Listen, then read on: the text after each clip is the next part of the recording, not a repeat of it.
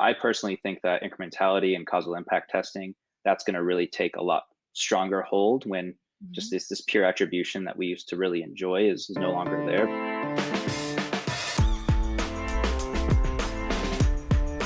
Hello and welcome to Mobile Heroes Uncensored, episode 12. My name is John Kutsier and my co-host is Peggy and Salts. Today we have a very special episode. We are chatting with growth leaders from one of the most popular dating apps on the planet, talking about Bumble.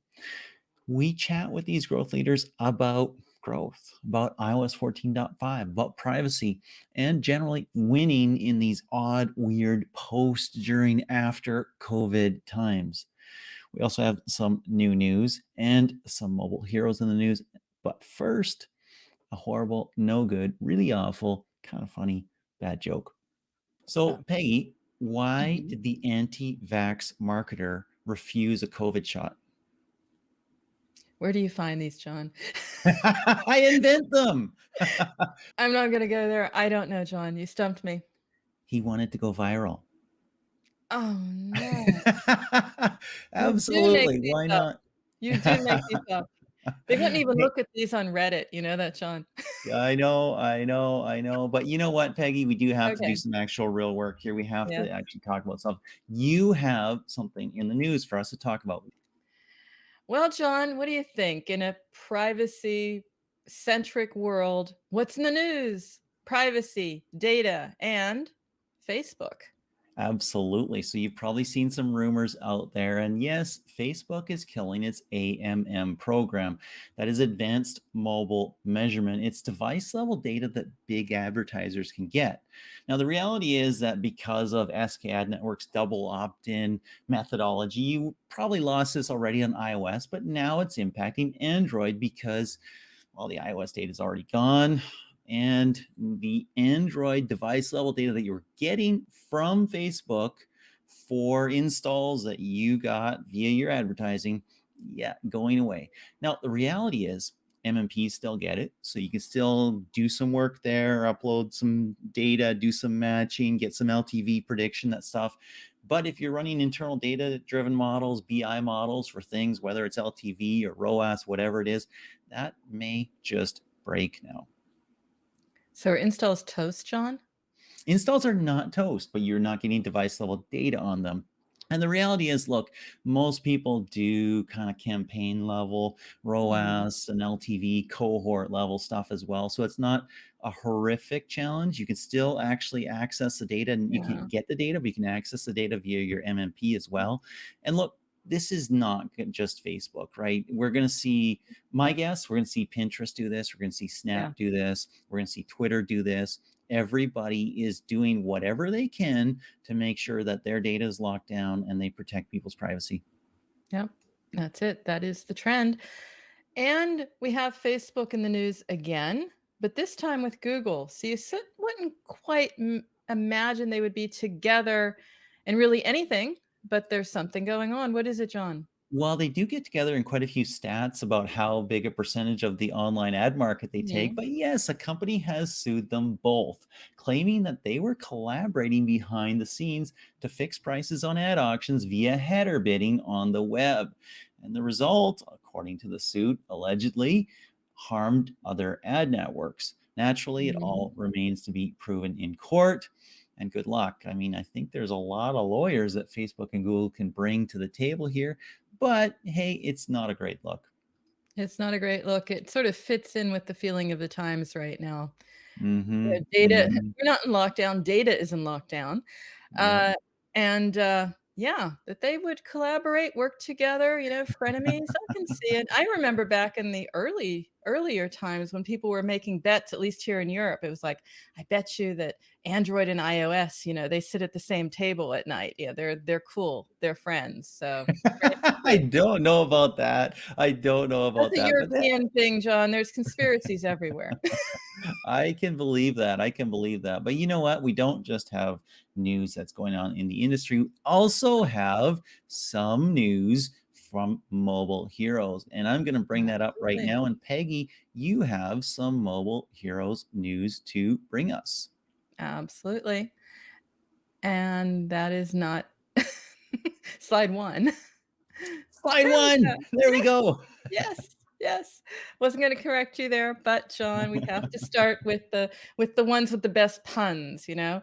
So, you will recall some of these because you have seen Etienne. He's been on our show. And Etienne de Goubriant, Gazoos Games, is now literally upping his game, John. Literally, he's climbing up the ranks to marketing and UA director at Gazoos Games. I wonder if that's because he was on our show.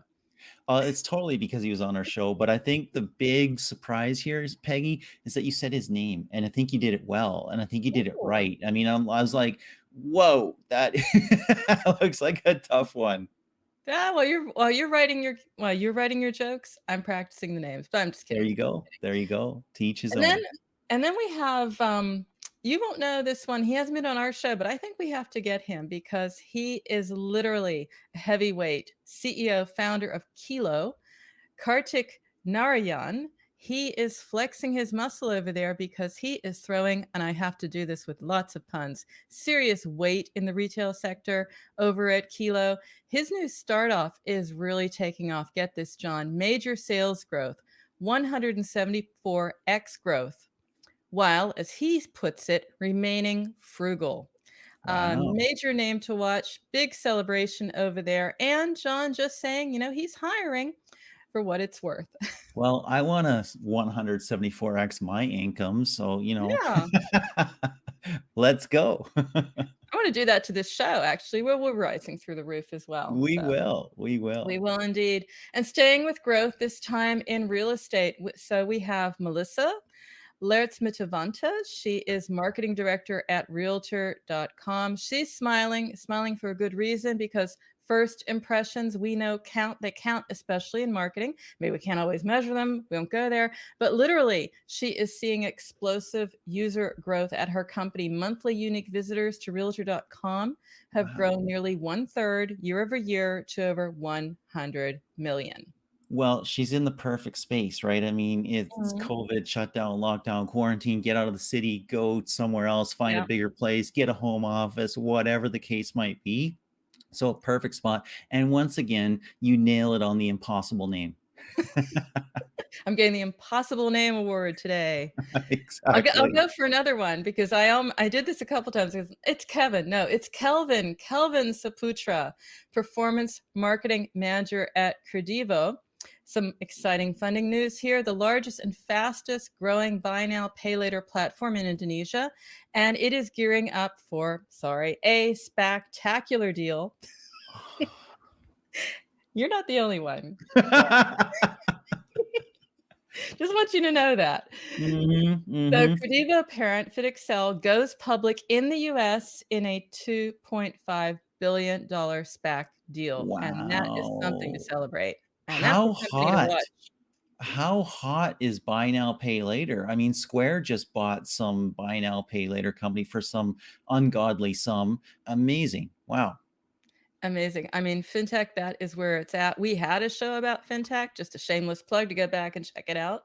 And staying with fintech, Ian Russell, head of performance marketing at MoneyHub. MoneyHub is in the money, John. It has raised 18 million in funding. That's me, queen of the That one's puns just too here. easy. Money Hub gets money. You have money bags there. Money, money, Yeah. money. You And don't like my reinforcing design here? it's great. I love it. I love it. It gets to the point. And of course, they are celebrating. They have announced 18 million funding round. It's the largest to date. And a high five to Ian for his contribution. And he was also on the show. So maybe there's something here. Come to our show and celebrate afterwards. But who knows? And now, of course, we have been amazing as per usual, but we have some incredible guests, and they are just about to come in and share a lot more. And they are from Bumble. Welcome to our guests. Peggy, who are we chatting with today? Well, John, we have, can I say it? The dynamic duo. It's a trio, It's a but it's trio. a Well, duo, yeah, duo okay. too. It's Yep. dynamic duo of marketers and one really awesome marketing enthusiast. But I'll kick it off with Solange Baki. She is Senior Growth Marketing Manager at Bumble. Her colleagues describe her as highly capable, a quick learner, high performing rather in difficult situations. And her digital marketing savvy is indeed impressive. Even more impressive, though, John, is her passion about the product, which she has apparently road tested and perfected perhaps at some level because she actually met her better half on the Bumble app. How about that? I don't Wow. just work for the company, I'm a client. It's hair club for men. I could It works. Nice. Wonderful. Hey, Solange, name one thing you've always wanted to do but never have. I think that would be taking a sabbatical. Um, Oh. yeah. That sounds nice. Oh, that would be amazing. And a big hint right now on the show. Yeah. Maury. Maury, you're Yeah. listening. Which brings me to Morry. I'll introduce you to as well. Morry Mitrani, Director Growth Marketing at Bumble, and another accomplished digital marketer. His colleagues describe him as, quote, a master digital marketing tactician. That's intense. Oh, wow. Indeed. And they say he's also great at taking something and running with it, even with little guidance up front, which is, of course, a perfect fit for our show, John, because this is where marketers have to be fast on their feet. And especially if they want that Bitcoin prize we have, but who knows? Absolutely. Peggy has thousands of Bitcoin. So Yes. every episode, the best guest gets a Bitcoin. I mean, they never actually show up, but I mean, we promise it. Just one Maury, Bitcoin. if you had to say one thing was your work superpower, what would it be? Ooh. I think rolling with the punches and adapting to change, I think is super important. I mean, in our company and in the digital world and the app world. So I think I've done a very good job at understanding, what we need to do to pivot and to really work. COVID being a perfect example, and it's I think done. It's made sense so far. Nice. And have you met your spouse on Bumble? No, I was with my now wife before dating apps really took off. So Oh, not even in the yeah, demo. Okay. yeah, I know it's a shame, but it works for sure. That's all I know. And finally, we have Thomas Zukowski, otherwise known as Zuko, very affectionately, well known for that. And he's director of creative at Liftoff. Professionally, he has 20, well, not 20, sorry, 15 years of experience in multimedia, print, and web design. Maybe it just feels like 20, Zuko. I don't know. Yeah, lately, Needs a yeah, it does. sabbatical. And personally, he likes taking a hands-on approach when collaborating with clients, directing artists, creating fresh ideas. And this, of course, is the place to be, Zoko, because you're going to put those talents to good use. All right. I'm ready for it. Awesome. Thomas, what does no one ever say about you, but they actually should? Oh man, that is a really tough question. Uh, you are really sensitive. I'm Oh, trying to yes. dig deep. I don't know. I feel like at work I can be very I can be direct. I can roll with the punches, but sometimes like I find myself staring at the ceiling at night, saying like, why did I say that way? Or that kind of I think a thing. lot of us have that. If you don't have that, you might be a little psycho. I'm not sure. And you are in creative, right? So you're That's always birthing these babies into this world that is so harsh. that's right. That's So right. yeah, yeah. Solange, let's kick it off with you. You worked in ad tech before you joined Bumble. What made you jump from building tools for growth marketers to becoming one? Um, my ad tech experience has been so valuable, and it just seemed like the right move to me. I learned the in and outs of programmatic, and having had that experience hands on at DSP, it just felt like I needed to apply all this knowledge and learnings on the client side. And there was this after 2 years working for a DSP, there was this opportunity that opened up at Badoo and Bumble, in which they were looking for someone to grow the third-party networks account. That's how we call it, and that's anything that's not paid search or paid social, basically.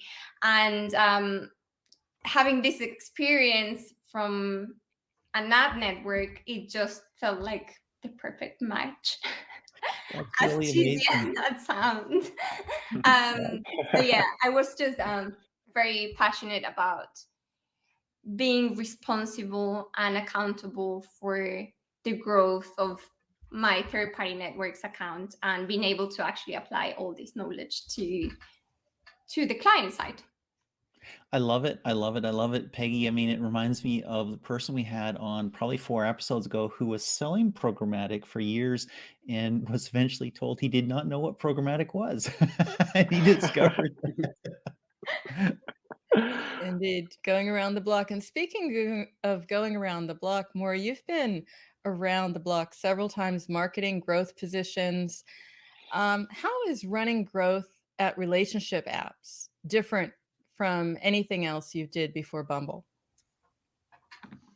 Yeah, I think I mean what's important to always keep in mind, no matter what campaigns we're building or what events we're optimizing around, is that we're in the end connecting people.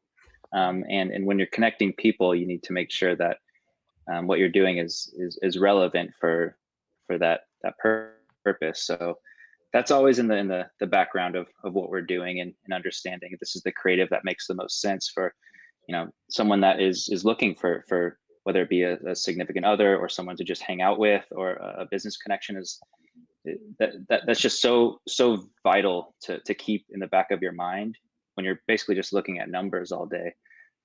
It's something that we always keep in mind. Love it, love it, love it. Thomas, turning to you, how does creative for relationship or dating apps differ from creative for other verticals? How is it the same? Sure. So in the ways it's the same, when we're trying to create ads for any type of app, we always want to prioritize simplicity. We're working in very, very like microscopic bite-sized formats. So as much as we can distill the app's value and purpose into a singular message or a singular visual, that's always the strategy we want to take. Also, it's often a best practice to incorporate the UI of the app into the ad in some way, shape, or form. So those are consistent. But with dating apps, I would say we've seen a lot of benefit from a more like direct approach in terms of the messaging to the viewer. So for example, like a survey type ad, are you interested in men, women, or like, what are your interests, that type of thing. Content that's really geared towards the user themselves tends to work a lot better on dating apps. And then also like the biggest difference is usually for programmatic ads, we don't show photos of people, like lifestyle photographs. It usually actually hurts performance in most cases. That's very different than social, of course. But for dating apps, people are pretty much crucial in a lot of cases because they sort of are the Only product, for right? some, only for some are into robots, they're Yeah. So that's a huge difference, and is certainly an outlier in our recommendations to most marketers. That is a really, really good segue, actually, Thomas, because you know what? We can't work all the time. So for sanity's sake, we sometimes have some fun. Peggy has fun with, our guests. I have fun at the expense of our guests in some cases. But one of the games we play on Mobile Heroes Uncensored is Ad Win of the Week. We show you a couple ads. You guess which one performed better. We tell you if you're right. And guess what? This week, they are all for dating apps. So I can't ask Thomas this stuff because he's seen them all. In fact, he's created them all. So we're going to start with Solange. And Solange, this is for a dating app. The first ad is for it just has a woman's profile pic and a little bit of other information. Not a lot going on there. The second one is a picture of a happy couple. The question for you is, which did better? A, with just a woman's profile pic, or B, with a happy couple together? Wow, that's a difficult one. I'll say number one. Excellent choice. Morry, is she right? I think it's number two. Ooh. Well, here's why we I, test, because she was right. A actually performed 62% better, which was shocking to me because it's just a picture of a single here. And then if you look at the second one, it's a happy couple having a happy moment, eating ice cream. I mean, who wouldn't want that? I guess that's what you're thinking, Morry. Yeah, no, I mean, we've seen both variations of these type of ads work, but for us, success stories are super valuable in our creative. So that's kind of what I was leaning towards. But this it makes sense. Both ways I think could be optimized to work. Excellent. We're going to go with a second set. And Morry, the questions are for you this time. The first one in our second set is kind of an interactive swiper. You see multiple people, you can kind of scroll through them, maybe click the X, click the check mark. The second one is an animated profile with personal details that pop up. For these two, Morry, which ad performed better? I know that we haven't seen a lot of success with HTML5 dynamic creative. So I'm going to go with number 2, because this is also something that we've tested where this profile actually looks somewhat similar to Bumble's profile, and that it has different what are they called? The badges that you can put on your profile. Yes. So I'm going to go with number 2. Solange, is he right? I'm gonna have to disagree again.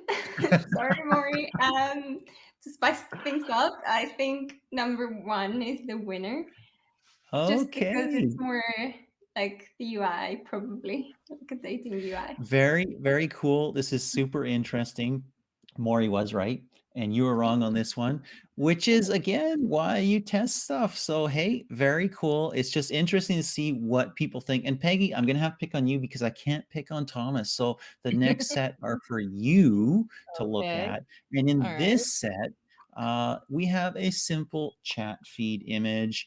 And then we have for the B, we've got more animated text over a map with potential nearby dates. Peggy, which one did better? Chat feed or map? I'm thinking in a privacy-centric world, having all the pins and knowing where everybody is maybe not as cool as it used to be. A little on the stalking side, like who's next to me and who knows where I am. Although it is more interesting, but I would say that maybe sentiment rules in favor of the slightly more boring one. So I'll go with A. Wow. Wow. Yeah, I know it's so privacy sensitive to read somebody's private chats. I totally agree. You are right, Peggy. You are right. That one did 75% better. Very good. Wow, 3 for 3. Good. Nice job. Hey, cool. As I said, Awesome. I'm changing jobs, John. This is it. I'm good at this. We'll talk later, Morry. You are. Hit me up. This is a job interview. Exactly. No, just kidding. I think we would suck at your jobs, but that's all good. Sadly, all good things must end, and we do have to get back to work. I think I'm going to direct this one to Morry. Morry, every vertical has been impacted by COVID, but maybe none more than dating. How did you navigate it at Bumble, and how's it going now? Yeah, I think this actually ties in pretty closely with my original answer on change and pivoting. So yeah, no surprise that the dating world kind of got shook up with COVID, just because the use case of using a dating app is to eventually meet someone in real life, which makes COVID makes that much more difficult to do. I think Bumble was in a really good position. One, we already had video chat built into the app. That's something that we knew was migrating over to a more digital world anyway before COVID.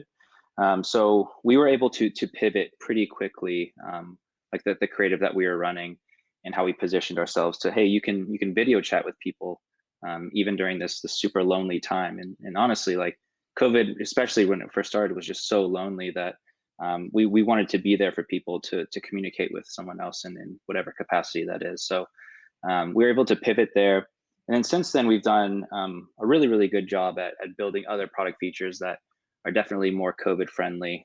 So one, which is just a kind of a simple thing, is that you can choose what type of date you want to go on, whether it be a mask or maskless date or an outdoor only type of date. So you can kind of filter by other people that choose the same kind of date selection, which is good. And then we've also built kind of things on top of the video chat feature that we have. One of them is what we call Night In, which is a trivia game that you can play with someone on video chat. So it just makes it much more interactive. And it's honestly really fun. Like trivia questions are really fun. I just personally love trivia. So just building things, even when COVID ends, or whenever that may be, still having, we know that this world is going to be more digital. We're in it. So having these features has been really, really great, I think, to the success of our app.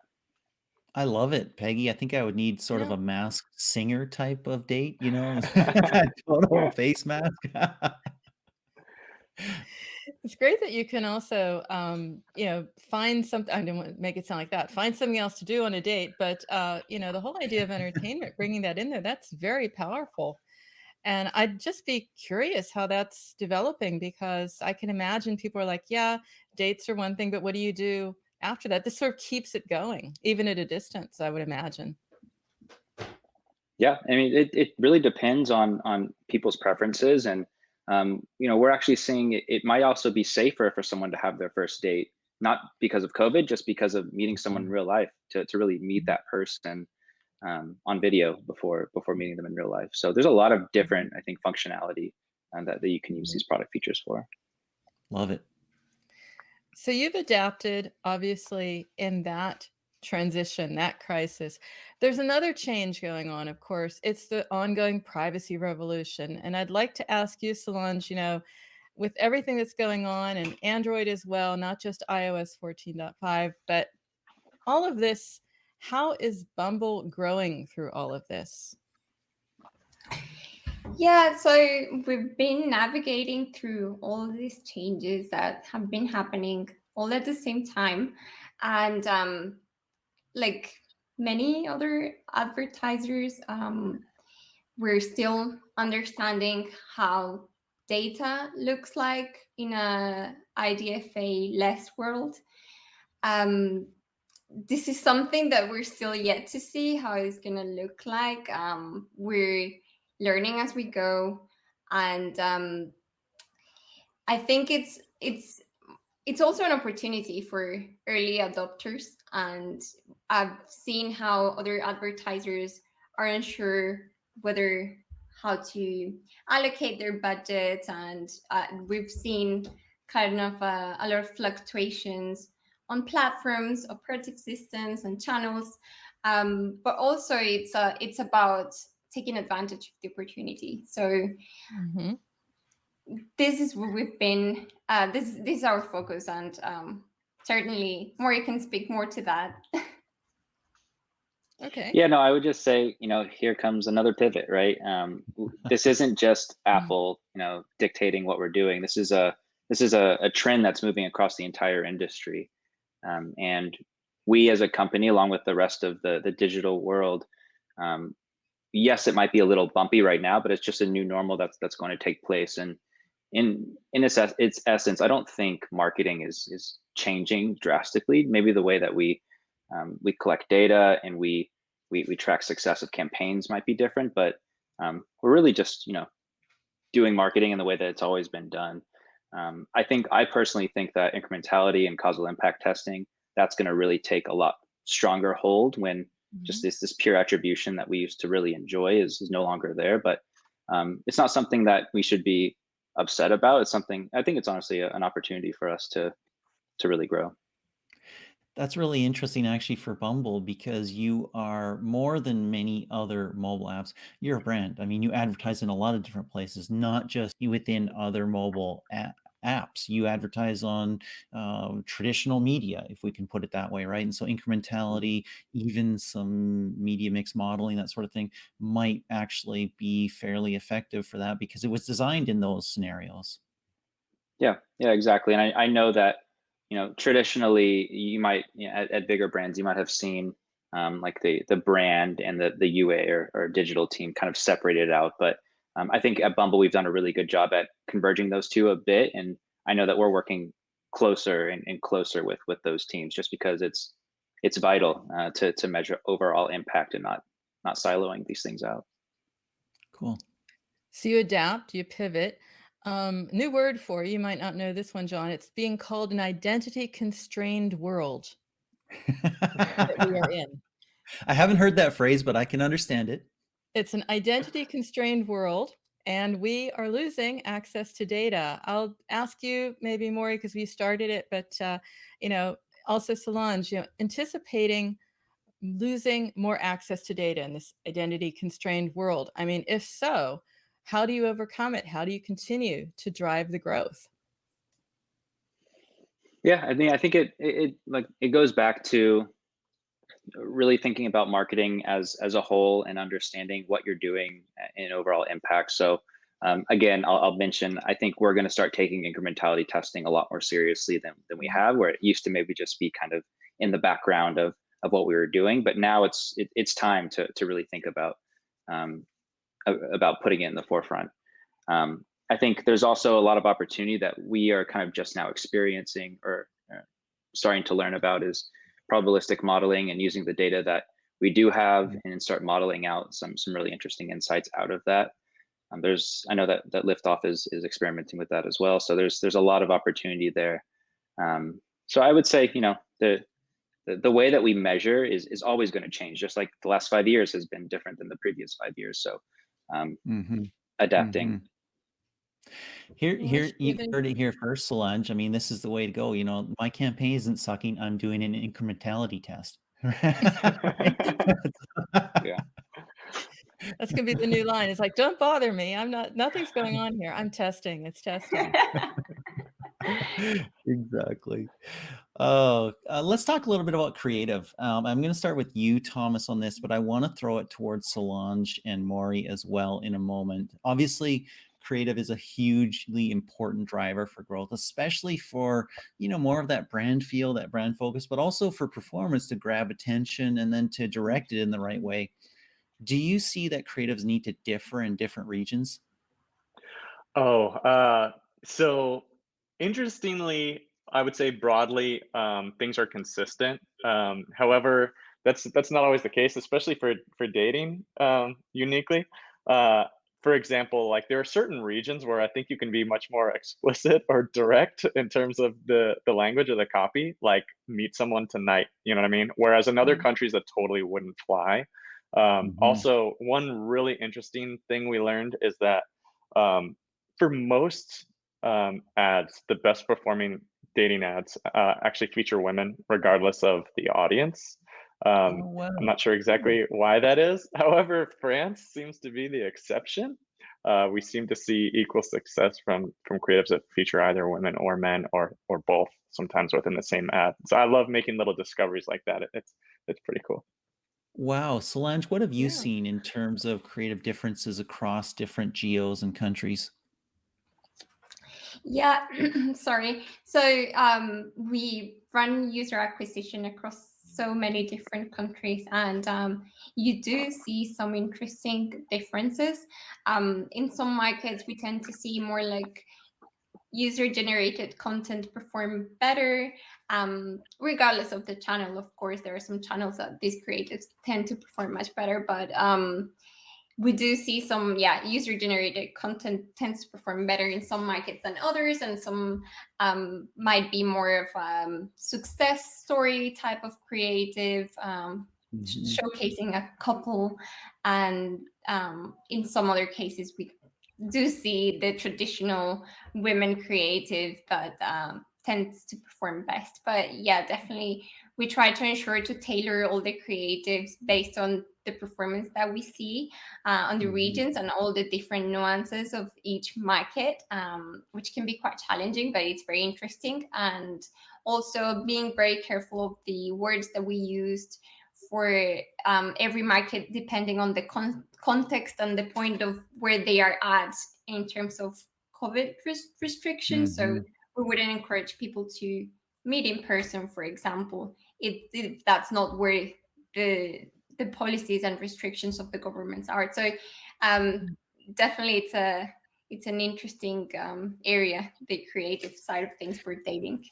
It's also really important, and a lot of marketers forget this, maybe not intentionally, but it's also really important that the photographs of people in these ads are reflective of the demographics of the geo in which you're serving them. We've had some cases before where we just had like one folder of profiles that were not at all reflective of what would exist in this demographic, and that's just not going to convert. So it's just something everybody's got to keep in mind.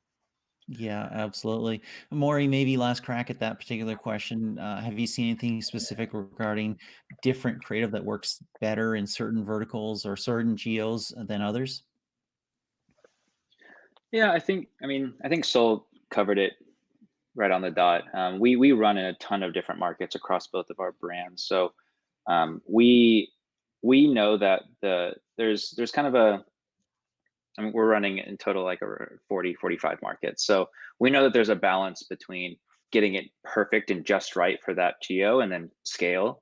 So I think Mm, what we've done is, we've identified certain core markets where we've really been able to, I mean, one, we have some brand leads in some of these markets. So like we're able to lean on them to help us source just really relevant content for some of these markets. But then in other markets, we're able to, create mostly image-based content because that's what we're able to do to scale, and we're able to scale that across different languages, different localizations. So it's a balance for sure. And if we were like, focused on creating specific, spoken word video content in all 45 markets, then I salute you if you can do that, but it's difficult.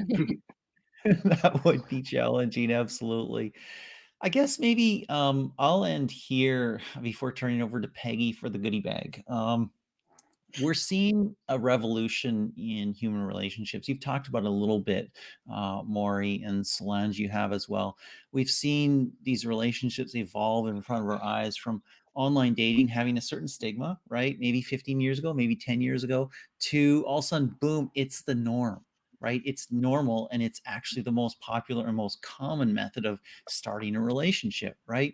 And that's the case right now. But you're also expanding beyond romance to friends, which is a big gap in many of our lives, right? We're segmented, maybe we're stuck in our homes as well, and also to work, right? I'm not saying it's the new LinkedIn, but also friends, colleagues in around work and careers. What does that evolution say about how life is changing in digital times and how you're adapting? Maury, maybe you take it first, and Solange finish up. Yeah, I mean, the world is moving to a more digital arena, and COVID just accelerated that, to a crazy amount. So I think what we're doing is we're just at its core building a way for people to connect with each other and in whatever type of relationship that they want to be connecting with someone for. So um, I can't speak too much into the future of what something like Bumble BFF looks like, or Bumble Biz, but um, at its core, we're connecting people, and the human relationship and social interactions. That is, that makes a healthy human. Having those relationships and having interactions. So we wanna be able to drive that in whatever capacity that looks like. Love it. Love it. Anything to add, Solange? Yeah, more around dating.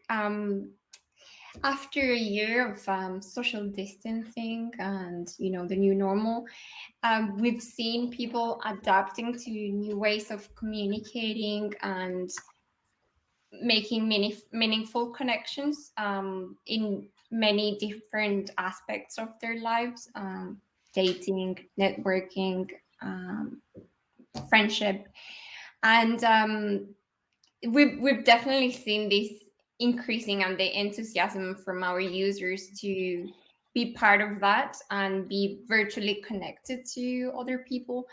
And actually, because you mentioned that how virtual dating has changed throughout all these years, we actually did our research a couple of months ago, and it showed that 91% of the users that were surveyed believe that there is no longer stigma attached to meeting someone online or through a dating app, especially since the pandemic began. So Totally.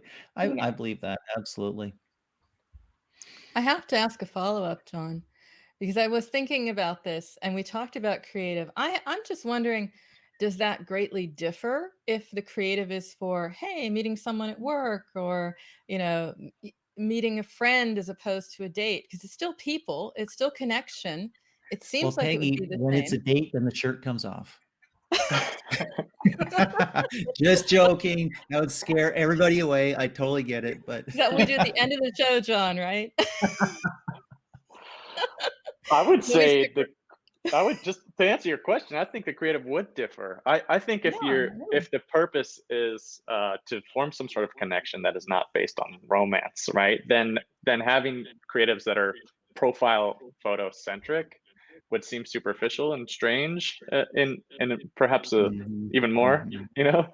than it already Yep. would be. So yeah, I think really the content would probably differ drastically. I met a friend on Nextdoor during the pandemic, like a new person, just based on like their messages about same favorite band, creative director at an ad tech agency, also had a young child, and this person had no profile photo, but I thought they were real interesting, and we struck up a conversation.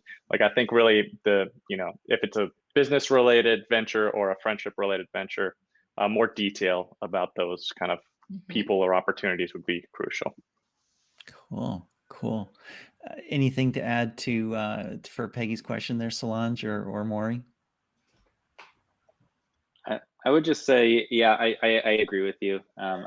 Especially as Bumble expands to more than just dating. It's important to make that differentiation between dating, because there might be some kind of stigma, right, of having a dating app on your phone if you're in a relationship. So we need to make it clear, and that's Yes. something that we worked on for years, right? That this is not just a dating app. This is a place where you can find multiple kinds of relationships.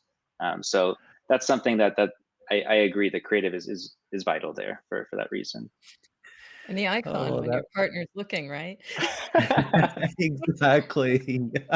Why There are is interesting things you Bumble can on do. your phone, honey? That new Yeah, you app can I just actually downloaded. you can if there is any concern whatsoever of that reason, you can delete the dating portion of Bumble from Oh, the Mm. app, so you won't even have it in your app when you open it. It's just friends or biz. That is interesting. That's interesting. smart. You can delete a portion of an app, not a whole app. Wow, That that is is very very cool. smart. Yeah. Peggy, it kind Very of reminds me of those OnlyFans ads, which are, it's not only adult. It's like, we are like Patreon. Anyways, over to you, Peggy. You've got something for us. You've got a goodie bag for us. Yes, it's why we stick around to this point, because we like to end our shows with the goodie bag, the party favors, the good stuff you get, the reason you were here, the reason you were at someplace special, something to remember. So we talk data, we talk creative, we talk COVID. What's your first top tip, one and only top tip rather, for mobile marketers in any one of those categories? I'll start with you, Solange. Diversify. I'm not sure if it falls within any of Mhm. those categories, but I really like the idea of diversifying and testing new media sources. That is huge. Okay. That is absolutely huge. The most successful mobile marketers use the most ad partners, try the most creative, do the Yeah. most work, and get the best results. Absolutely. You could say they play the field, John. Wow. I had to do it. Ooh. You're not the only one with bad jokes. Nice. Same question to you, Morry. What would be your top tip? One would definitely agree with Sol. The Mhm. diversification is key. I mean, we've been close to being hurt before, but just leaning into too hard into certain channels. So that's always top of mind for us to make sure we're diversified across a good portfolio. And then I think I guess I'm gonna say it like the third time, being ready to pivot, keeping up to date with what's going on, especially in this kind of turbulent time of just attribution changes and privacy, like making sure that you are very up to date. I know shameless plug, Liftoff has a good resource for iOS 14 changes. So um, I think keeping up to date with, because honestly, we're kind of seeing things change week by week now. So making Mhm. sure that you're not left behind with just valuable information as the industry evolves. And then, obviously test every single thing you ever want to try, but to an extent. So testing is something that's gotten us very far, been able to, really expand and scale throughout multiple channels, multiple types of creative, and multiple audience segments. So test away. I love it. We have adapt, we have pivot, we have diversify. Thomas, what is yours? Yeah, I think I'll kind of agree with pivot and just say embrace the chaos. Like I would suggest everybody to adapt to these changes and try to stay on top of them rather than dig in your heels and resist, because this is where everything is headed. We know that Google is going to be making similar decisions in the near future, I'm sure. So it's best if you can run the tests, run the experiments, experiment with your budgets, your creative, and try to find some sort of formula that works for you and your brand rather than putting your head in the sand, I guess, and pretending this isn't happening. Oh, but it's so nice to do that and whine and moan about the changes. Excellent tip. Guys, this has been wonderful. Solange, you've been amazing. Morry, incredible. Thomas, thank you so much. For everybody else, this has been Mobile Heroes Uncensored. Thank you so much for watching or listening. If you're on the audio podcast, throw us a like or a thumbs up or a review and ping Peggy or me on Twitter for show ideas, guests, and let us know when we royally screw up, as we usually do. Thank you so much, and see you next time.